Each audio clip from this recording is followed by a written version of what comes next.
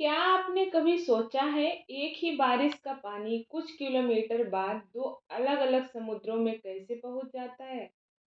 आज अगर आप इस वीडियो को पूरा देख लेते हैं तो भारत की नदियां आपको नक्शे नई कहानी लगेंगी। आज हम समझेंगे भारत का वाटर डिवाइड, जल विभाजक क्या है, सरल भाषा में उदाहरणों के साथ, और आखिर में जानेंगे कि सरकार क्या कर रही है और हमें क्या करना चाहिए। हम क्या कर सकते हैं।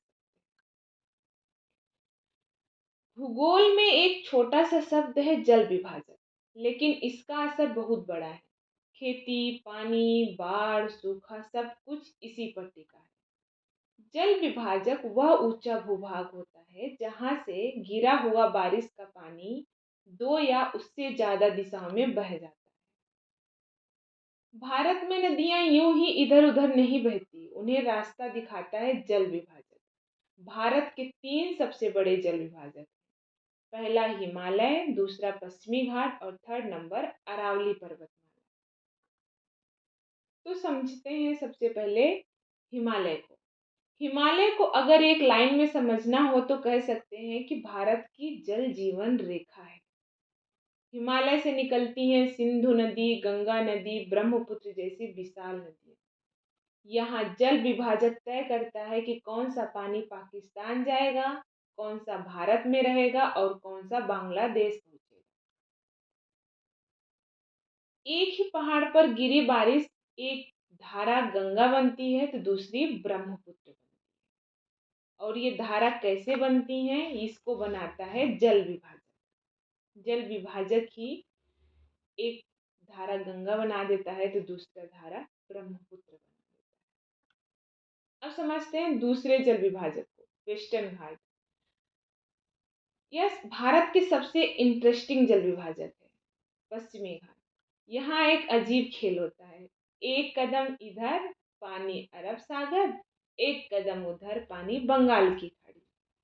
पश्चिम की ओर छोटी लेकिन तेज नदियां जाती हैं, सीधा अरब सागर में गिरती हैं, क्योंकि अरब सागर पश्चिम घाट से बहुत नजदीक है। पूरब की ओर लंबी नदियां बहती हैं, जैसे गोदावरी, कृष्णा, कावेरी, और वो बंगाल की खाड़ी में गिरती हैं, क्योंकि वेस्टर्न घाट से बंगाल की खाड़ी की दूरी काफी ज्यादा है। ये बड़ी नदियां इसलिए भी बन जाती हैं क्योंकि बीच में बहुत सारी छोटी छोटी नदियां भी इनसे आके मिल जाती हैं, और डिस्टेंस काफी ज्यादा होने के कारण इनमें बहाव भी, पानी का बहाव धीरे धीरे बढ़ता जाता है और ये बंगाल की खाड़ी में गिरती है। इसलिए महाराष्ट्र, कर्नाटक कर्नाटक में एक तरफ बाढ़ रहता है तो दूसरी तरफ सूखा, दोनों ही एक मौसम में। क्योंकि एक तरफ नदियां लंबी हैं तो वहां ज्यादा पानी जा रहा है, तो पूरब की तरफ सूखा कम पड़ता है, वेस्टर्न के साइड सूखा ज्यादा रहता है, क्योंकि यहाँ छोटी नदियां होती हैं और जल्दी से समुद्र में गिर जाती हैं। अब बात करते हैं सबसे अनदेखे जल विभाजक, अरावली पर्वतमाला, जो कि अभी न्यूज में भी। अरावली तय करती है कि राजस्थान में बारिश का पानी कहाँ बहेगा और कहाँ नहीं बहेगा। अरावली के कमजोर होने का मतलब है रेगिस्तान का और ज्यादा फैलना।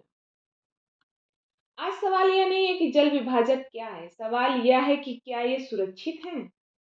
क्योंकि समस्याएं बहुत ज्यादा हैं, वनों की कटाई, अंधाधुंध कटाई हो रही है, खनन, इलीगल माइनिंग हो रही है, अनियोजित शहरीकरण हो रही है, जलवायु परिवर्तन हो रहा है। अगर जल विभाजक बिगड़ेंगे तो नदियां भी सूख जाएंगी, मतलब नदियां भी बीमार पड़ जाएंगी। अब आते हैं समाधान की ओर, सरकार क्या कर रही है। सरकार स्कीम ला रही है, जैसे जल जीवन मिशन। जल जीवन मिशन के अंतर्गत सतही और भूजल का संतुलन किया जाता है। अटल भूजल योजना ले आई, जिसके अंतर्गत जल विभाजक क्षेत्रों में ग्राउंड वाटर मैनेजमेंट किया जा रहा है। राष्ट्रीय जल मिशन ले आई सरकारी योजना, जिसके अंतर्गत वाटर यूज करने की इफिशियंसी बढ़ाई जा रही है और वाटर का कंजर्वेशन बढ़ाया जा रहा है। कैचमेंट एरिया ट्रीटमेंट के अंतर्गत सरकार जल विभाजक क्षेत्र में जंगल और मिट्टी का संरक्षण कर रही है। अब कह सकते हैं कि सरकार अकेले कुछ नहीं कर सकती। हम नागरिक को भी थोड़ा सा सजग होना पड़ेगा, थोड़ा सा अवेयर होना पड़ेगा।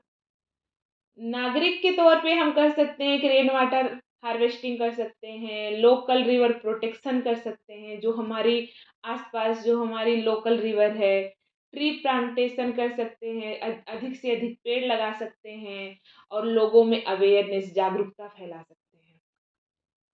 हर जल विभाजक हमें पानी देता है बिना पूछे और अब उसे बचाने की बारी हमारी है। ये था आज का टॉपिक, जल विभाजक और उससे रिलेटेड कि जल विभाजक क्या होता है, भारत में कौन कौन से एरियाज जल विभाजक के अंतर्गत आते हैं, नदियाँ कैसे बहती हैं, नदियाँ किधर जाती हैं, क्या कारण है कि नदियाँ समुद्र में मिल जाती हैं, गंगा बन जाती हैं, सिंधु बन जाती है और ब्रह्मपुत्र बन जाती है। तो ये आज का टॉपिक खत्म होता है। अगर आज आपको समझ आया कि नदियाँ सिर्फ नक्शे की रेखाएं नहीं बल्कि जिंदगी है, तो वीडियो को लाइक कीजिए। ऐसे ही कॉन्सेप्ट और करंट अफेयर्स सरल भाषा में चाहिए तो चैनल को सब्सक्राइब जरूर करें। कमेंट में बताइए अगला टॉपिक किस नदी या पर्यावरण मुद्दे पे चाहिए, क्योंकि पानी बचेगा तभी भारत बचेगा।